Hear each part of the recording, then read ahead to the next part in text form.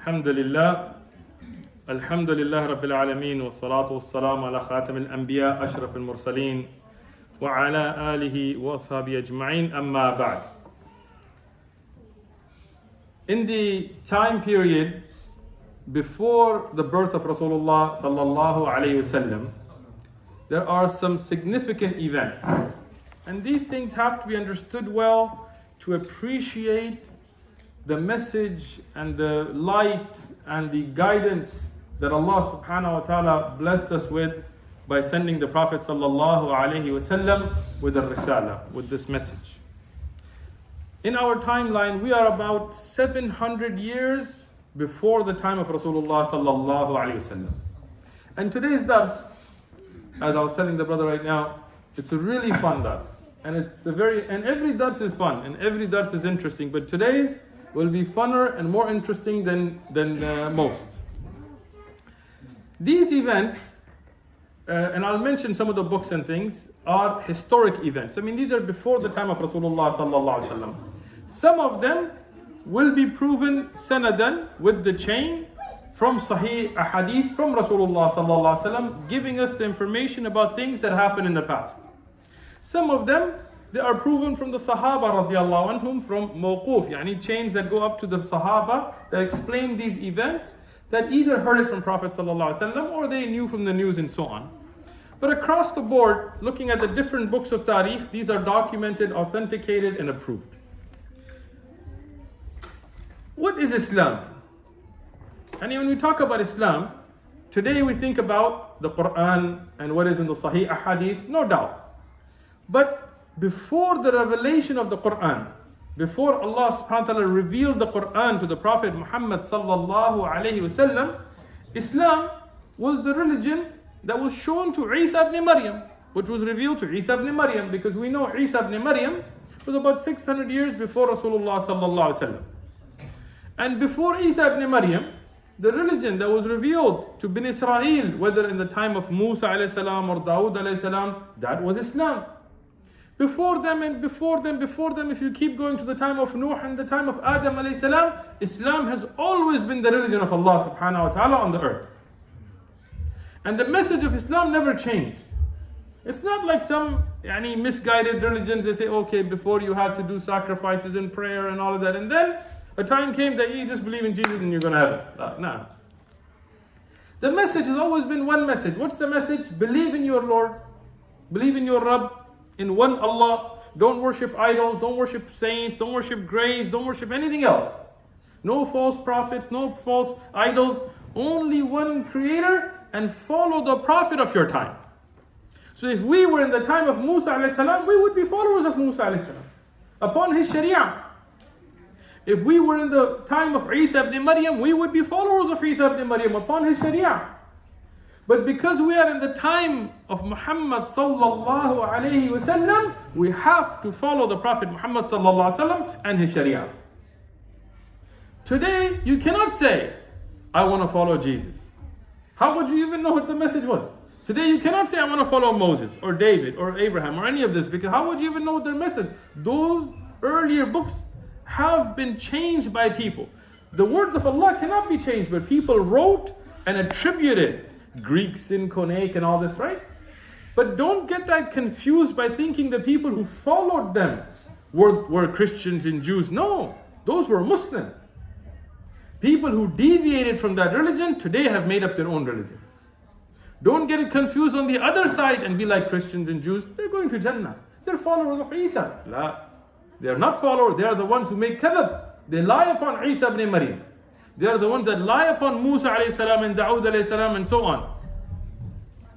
We are the true followers of all of those Anbiya. So this time period, because it's about 700 years before Rasulullah sallallahu alaihi wasallam, as we know from the Sahih Hadith, the time between Isa ibn Maryam and Rasulullah sallallahu alaihi wasallam was about 600 years. So this is about 100 years before Isa ibn Maryam. At that time, we talked about As'ad, and he was known as Tubba'. He was mashhoor, he was well known, and we talked about the tribe and the structure in the last dars. Tubba' al-Himyari was now a Muslim. How did he become Muslim? As we discussed in the last dars, the two of the people who were Muslim, meaning following the religion of Musa alayhi salam at that time, they educated him and how he went to Mecca and he made tawaf, and we talked about him going back and killing the tribe of Hudayl because of the treachery and the plot that they had put. He gets to Yemen now. That is where he's from. And Yemen, may Allah make the situation in Yemen better today. Yemen was the markaz of the Arab. Real Arab are from Yemen. This is the home of the Arab. So this was the center. But the people of Yemen at this time were upon just pure shirk. They had all kinds of deities and all kinds of statues.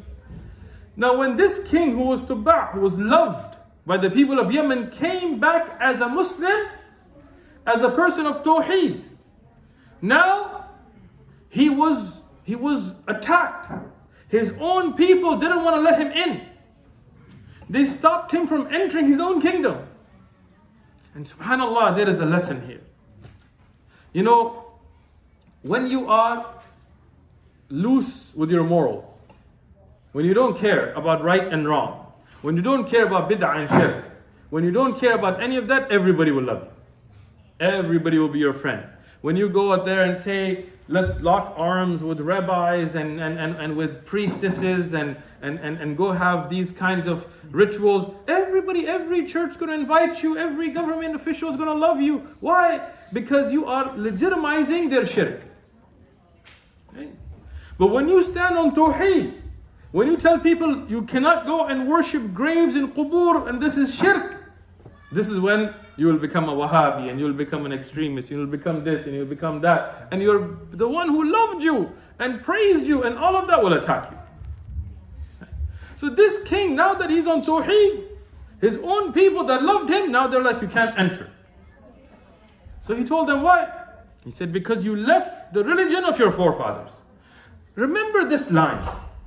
This line will come up repeatedly. The Quraysh will say the same thing to Rasulullah sallallahu alaihi wasallam. And people of bid'ah say the same thing to us today.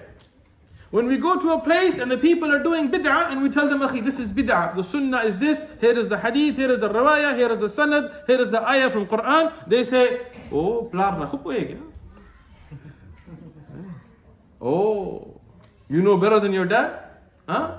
My father did this, my grandfather did this, my great-grand... Well, if your father was ignorant and your grandfather was ignorant, your great-grandfather was... What do you want me to do about it? I can't help that. But when we have adilla min al-kitab, the evidence from the Quran and ahadith al-sahiha and the authentic ahadith, then even if a little kid brings it to me, I should humble myself to follow the adilla. And if you don't, that is kibr. Kibr is not dressing nice.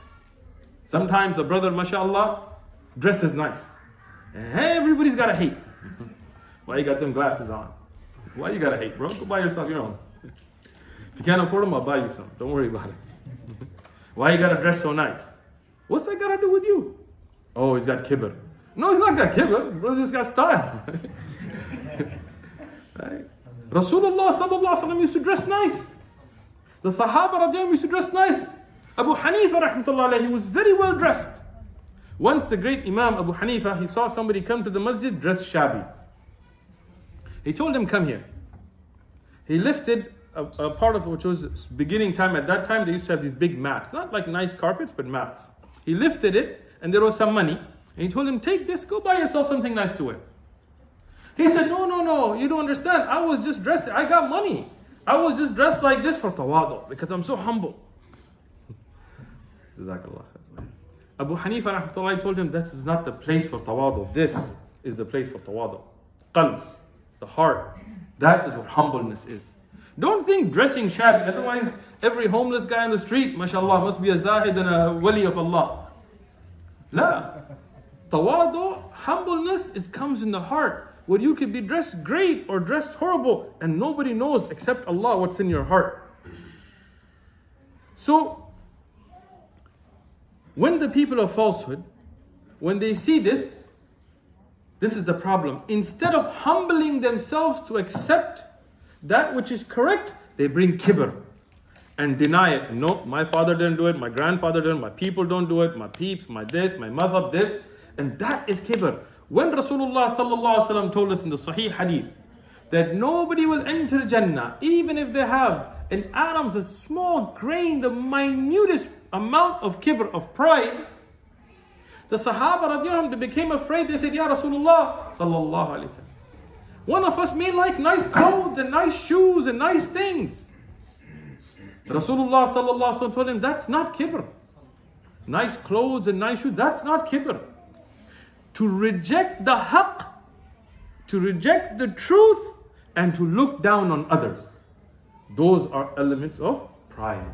When the Sahih Hadith comes and you reject it, that is when you're mutakabbir. When you think yourself better than others, that's when you're mutakabbir.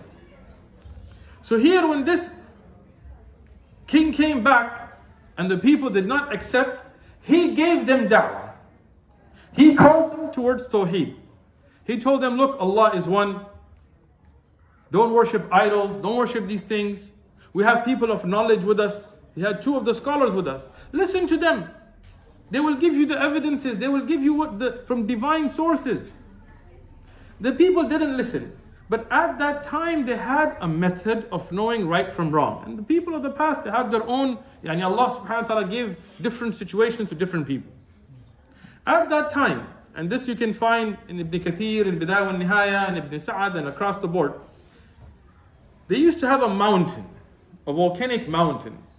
And if they wanted to know who was on the truth, two parties would go up, and a fire would come out and burn up those that were on falsehood. You're going to find out that day. I wish Wood would have that situation. We go now. Wouldn't come back after that trip.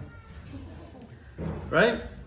And don't think this is something ba'id. Rasulullah sallallahu alaihi wasallam in the Sahih Hadith told us that in the past, the ghanaim, the spoils of war and sadaqat and things would be put, and a fire would come from the sky and burn them up. Right? So this, what we find in the Kutub of Tariq, is not something strange. So now, when the people who were magicians, they were the sorcerers, they were the ones that would use these things for shirk, when they came forward to deny the ulama on Tawheed, both of them went to this mountain. And when they went, the ulama, what they had at that time from scriptures, from what was revealed to Musa alayhi salatu salam, they had that with them. And what these people of shirk had, idols. And when they went up to the mountain, the fire, when it started to come, these people with idols started running.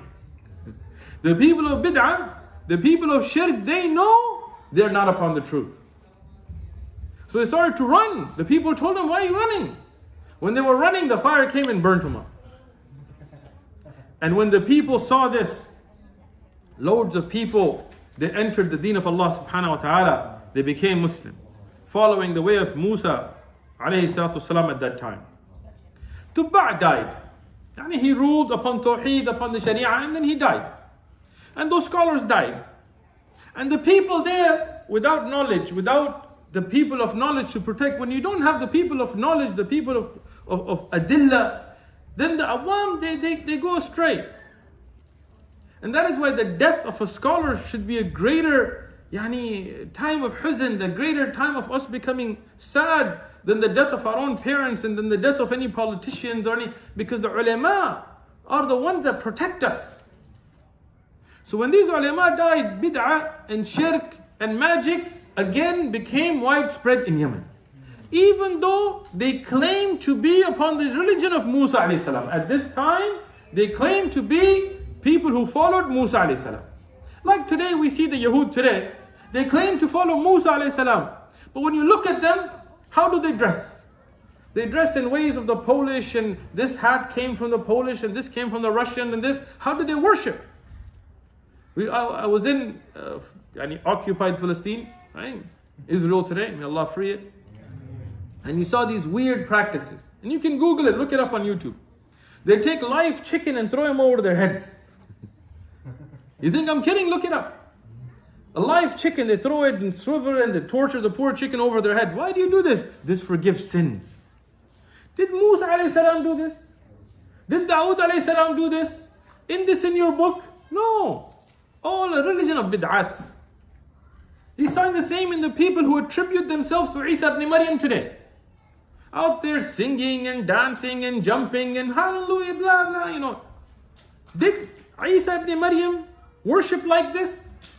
Even in their corrupted, changed, updated, messed with book, even then they have that Isa ibn Maryam put his head on the ground to pray.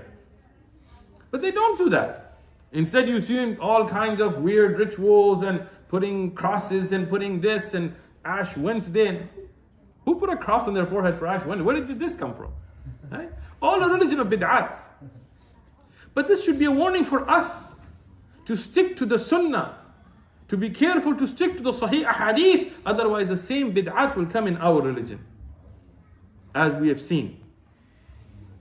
And Rasulullah sallallahu alaihi wasallam told us that you will follow the ways of them inch by inch, letter by letter. And I'm not going to go deep into that hadith, but this is something as a warning for us. So when this bid'ah and shirk became widespread, at that time a man named Hassan was the son of As'ad. Tubba, it was his son. He became the king, and at that time a lot of bid'at and ignorance and things were going on. And Hassan, he was only interested in conquering. And I looked these people up even according to Western historians. I found all of them were documented and they have coins with their faces and all this stuff. So he wanted to attack different lands. So he told his people, get ready for war. There was no fighting going on, there was no problem, but he said, I want to rule the Arab and Ajam. I want to rule the world. So he started attacking tribes and gaining areas and so on. And when he was in the land that is currently Iraq, and he was attacking, and from Yemen he was conquering, the Arab tribes that were with him, they came and they said, this guy, he's just like starting these wars for nothing. Just for his ego. And we're getting killed. And he's not stopping. He wants to go all the way to the land of the Ajam and keep going, and what's the point in this? So they spoke to his brother. And his brother's name was Amr ibn As'ad. So this is Hassan, also the son of As'ad. This Amr was his brother, the other son of Tubba, whose actual name is As'ad. And they told Amr that nobody can get close to Hassan. He's very guarded. Everybody that comes close gets searched and checked and all of this. But you're his brother, you can get close to him. And he's not in his own land, they're traveling. So get close to him and kill him. And we'll make you the king. SubhanAllah, what an evil thing the love and greed for power is. Somebody would kill their own blood. What do you have left if you don't trust your own brother?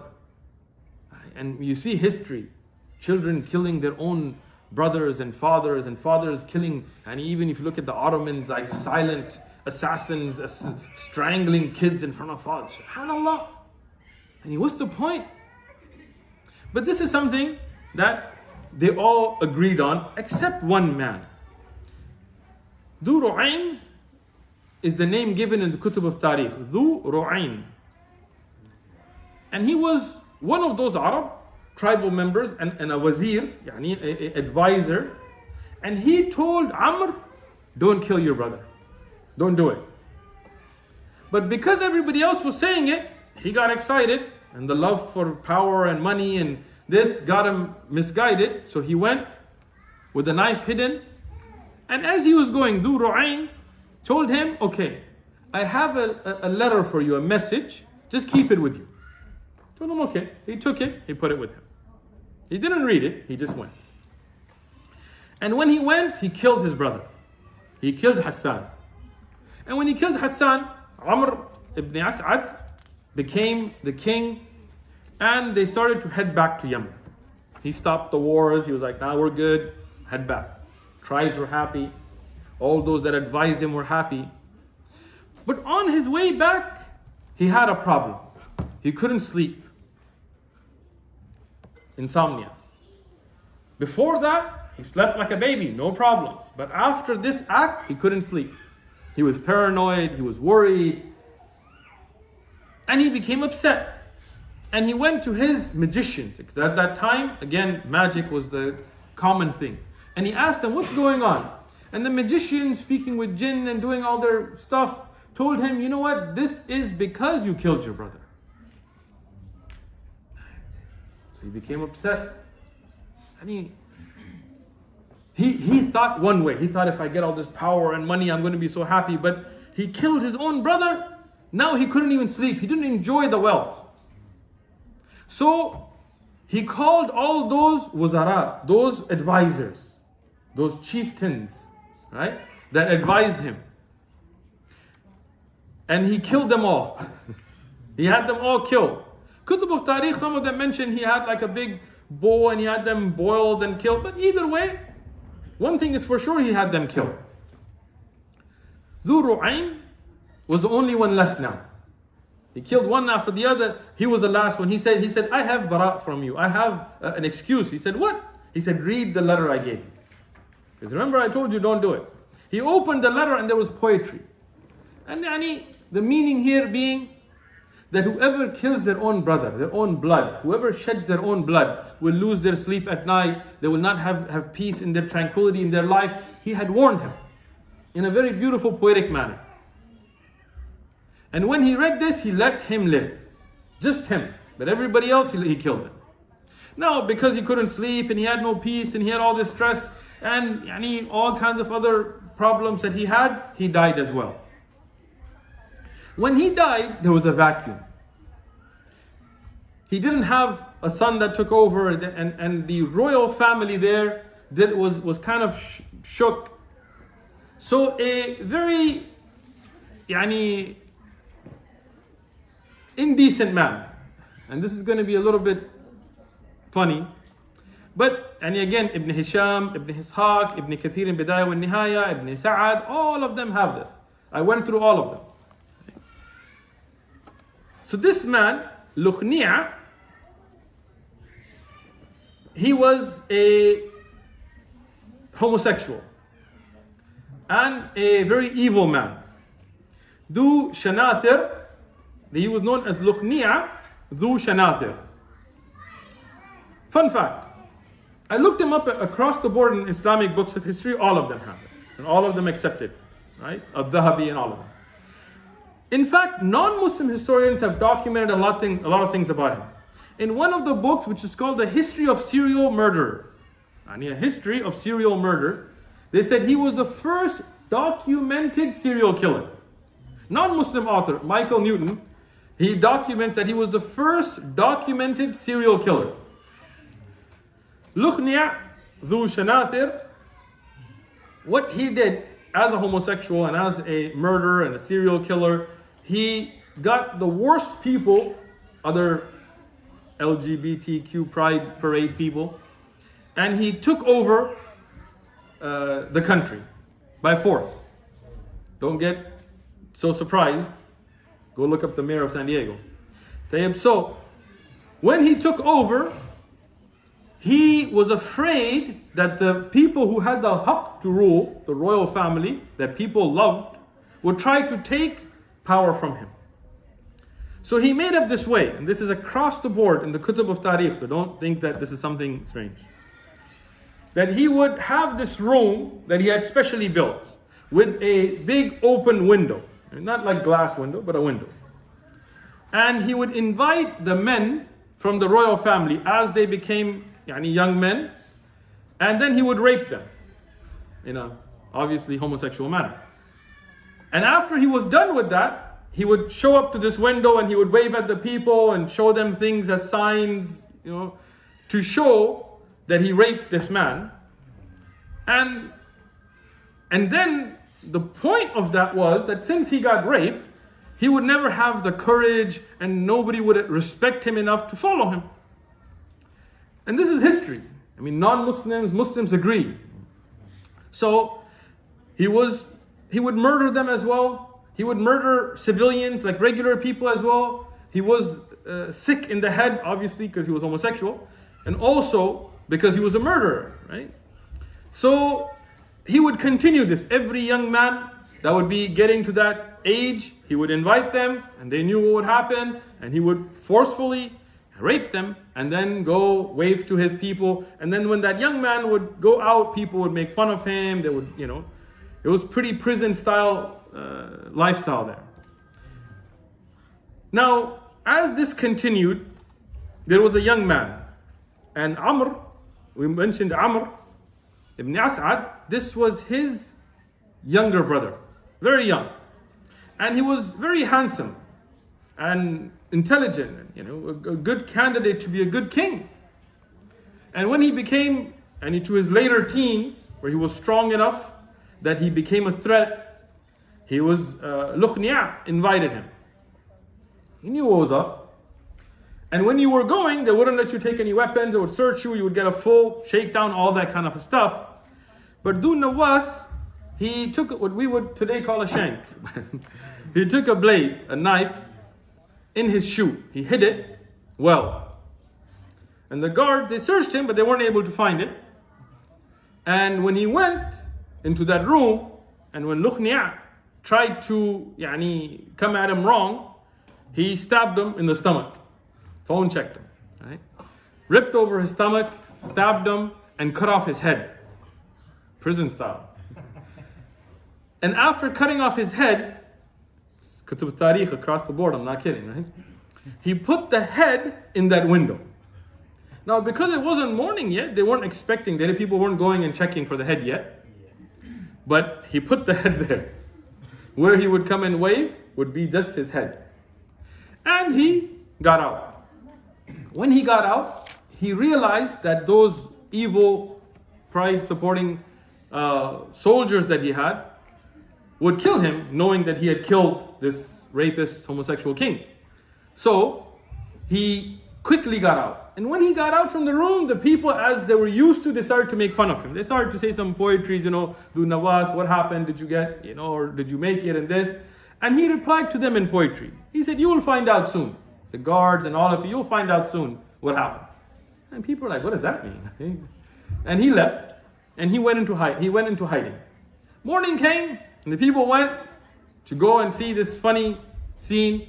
But what did they find? They found the head of this brutal king, serial murderer. And when they saw that, they were shocked. Now the guards are scrambling, trying to find this guy, but they couldn't find him. But the people of Yemen, they were impressed. This young man was intelligent. He was able to get a weapon in. He was able to defend himself. He was able to get away with it. And they searched him out and they told him, you need to become our king.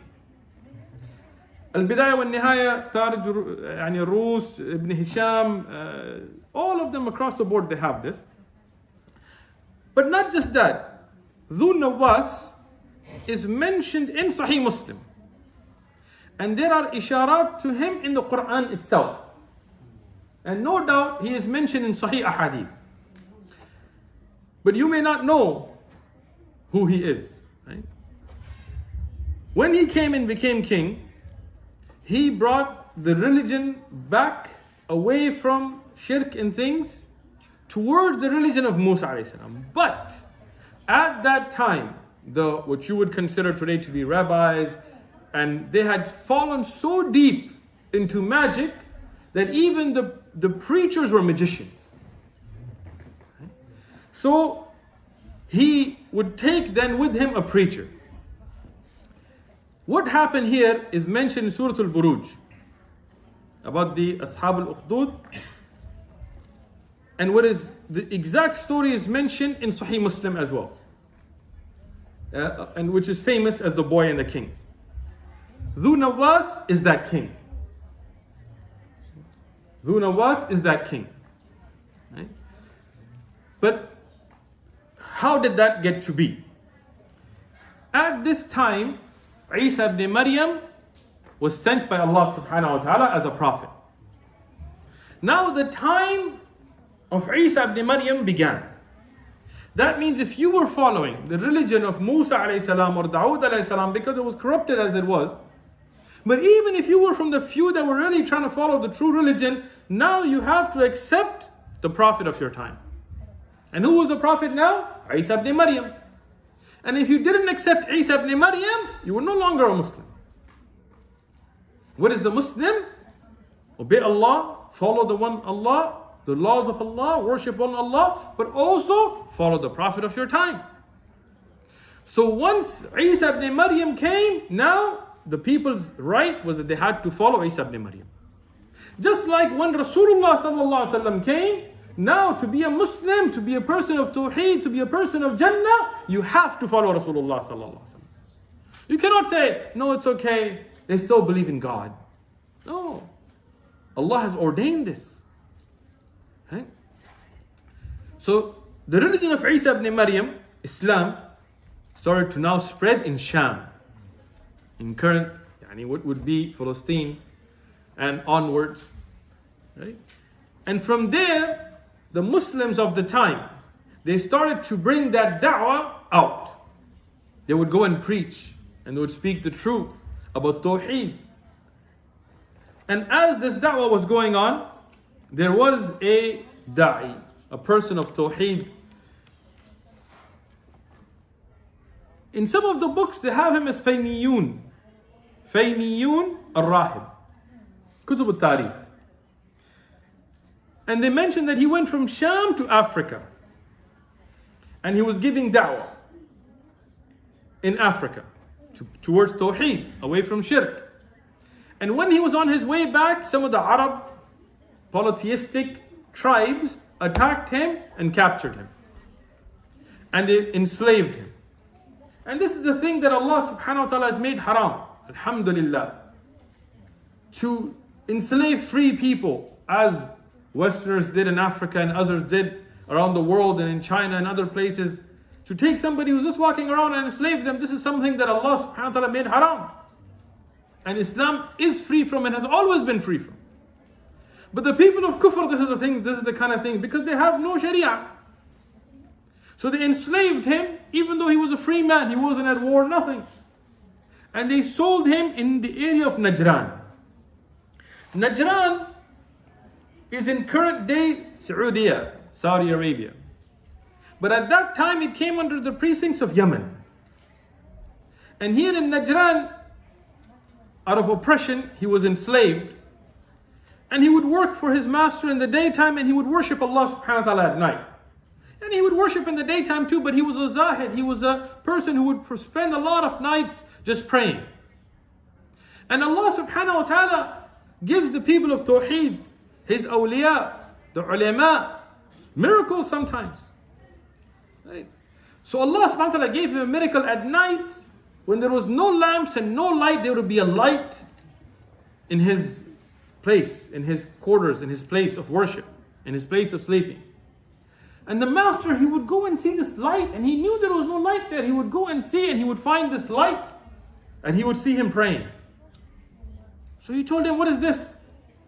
He told him, this is a blessing from my Rabb, so I can worship him at night. And this master became impressed. And he told him, are you something special? He said, no. He said, this is not me. It is from the one Allah. He gave him da'wah towards Tawheed. And this is where you can see the fake awliya, the goofies, or Sufi goofies, whatever, that they always call towards other than Allah. Our Shaykh, he flies to the sky and he spits and it becomes honey and this. Right? But the true awliya, they always point to Allah. Even when they truly have miracles, they don't give credit to themselves. They say this is from Allah. So, when this man, he gave da'wah towards Tawheed, the master, he started to become a Muslim as well. And his da'wah started to grow. But the people there used to worship a date palm tree. That was their ilah, that was their God. Huge tree. The biggest one they had, they would worship it. They would put clothes on it and they would decorate it. Christmas tree style, I don't know. Right? And as they would do this, they would worship it. They would make sujood to it and so on. So he told them, look, if I make dua to my Rabb, not me, but my Rabb. If I make dua to my Rabb, and my Rabb Allah destroys your ilah, your false God, will you then become Muslims? So they were like, yeah, nobody can cut this tree. This tree is strong. We got it. We got guards and we got people protecting it. It's kind of funny, right? You're protecting your God's not protecting you. So they had men with weapons protecting this tree, and they were like, some Wahhabi is going to try to go and take our flags off the graves or something, right? So, as this was going on, he went and he started to make salah. He started to pray and make dua and continued. And nothing happened. And not like he just made salah and suddenly, no. But he continued to make salah and dua until a lightning bolt came from the sky when there were no clouds. A lightning bolt came and hit the tree, burnt it up. And then a wind came and carried it. Big tree, burnt up, destroyed, shattered. And the people saw this. And they realized the stupidity of shirk. Even today, people worship idols. You go out streets and you see like a big fat Buddha sitting there. People are putting fruit in front of it that's rotting. They're putting cigarette packs, which I didn't even know Buddha smoked. You don't believe me? Go to some Chinese restaurants here, you see what I mean. Right? And somebody will go, some little kid running will go and knock it over and break it. And they'll be like, ah, you broke my God. So, the people started to come upon Tawheed. But now, you got Dhu Nawas, and you got his magicians. And the fight is not about Tawheed. The fight is about money. Because the people of Tawheed, they don't want money. They want to spread the da'wah. But the people of Batil, hit me up on Patreon, come on. Right? It's about money. So now that these magicians and these tricksters and these charlatans, now that they know that Tawheed is spreading, they started to kill the people of Tawheed. So the people of Tawheed started to hide. They weren't strong enough to fight. They didn't have armies and things. So they would just go and they would do da'wah secretly. And they would hide. And they would worship Allah. And at this time comes the story that is authentically reported in Sahih Muslim and other kutub of hadith, where there was one of these people of Tawheed, and he would worship Allah subhanahu wa ta'ala, and he would do da'wah, and he would teach knowledge. But he would do it secretly. And at this time, Dhu Nawas, the same one we mentioned earlier, the one who stabbed the dude, he had a magician. That magician became old. And that magician was one of the people that would order dhulm on the Muslims. And who were the Muslims of the